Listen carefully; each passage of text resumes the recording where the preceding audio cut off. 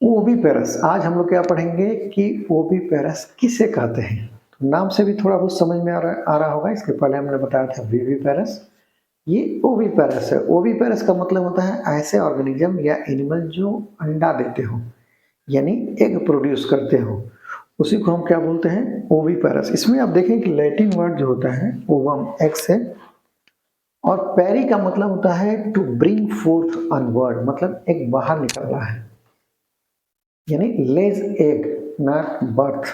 ठीक है, तो इससे समझ में आ गया होगा कि जो एनिमल या ऑर्गेनिज्म अंडा देते हैं उसमें जो जाइगोट का डेवलपमेंट होता है वो कहाँ होता है, वो बाहर होता है, outside the body of the female parent. और इस प्रकार के जो ऑर्गेनिज्म होते हैं वो क्या करते हैं, अंडा देते हैं। ठीक है, यानी इनमें जो फर्टिलाइजेशन होता है वो क्या होगा, वो इंटरनली होगा। Fertilisation male female gamete fuse करेंगे तो फर्टिलाइजेशन इंटरनली होगा, लेकिन जो एम्ब्रियो का डेवलपमेंट होता है वो क्या होता है, एक्सटर्नली होता है। यानी फर्टिलाइजेशन तक शरीर में रहता है।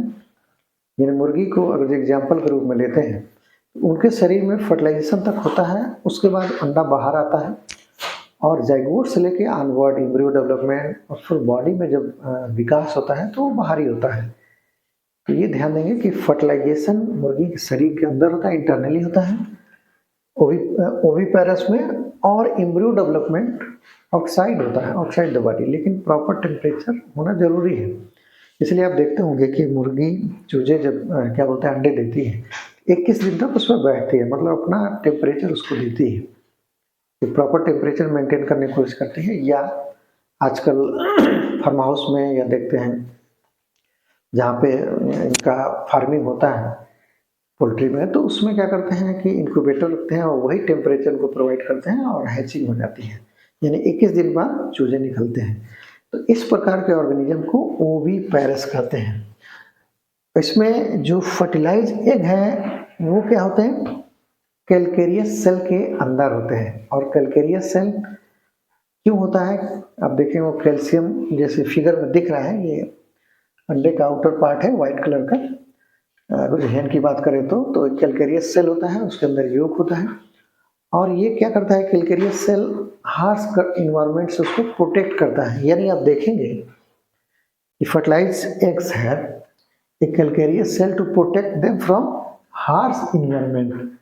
हार्श इन्वायरमेंट में क्या होता है, उसको नुकसान ना हो इसलिए वो कैलकेरियस सेल जो होता है उसको प्रोटेक्ट करता है और उसमें गैसिक एक्सचेंज बनाए रखता है, ताकि अंदर जो जीव है, लिविंग बींग है, यानी मुर्गी का जो चूजा है वो आराम से रहे और उसका जाइगोट टू अनवर्ड, यानी जाइगोट एम्ब्रियो फिर फर्दर जो डेवलपमेंट होते हैं वो बाहर इन्वायरमेंट में होता है, एक पर्टिकुलर जो टेम्परेचर होता है उसके आसपास।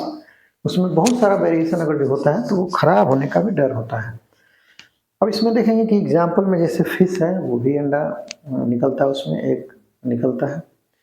लिजर्ड आप देखेंगे उसमें भी होता है। फिर आप देखेंगे जितने बर्ड्स हैं उसमें होता है। फिर इंसेक्ट हैं, ये सारे के सारे क्या हैं, ओविपेरस के एग्जाम्पल होते हैं। क्लियर हो गया होगा। यानी ओविपेरस ऐसे ऑर्गेनिज्म होते हैं जो अंडा देते हैं, सिंपल भाषा में।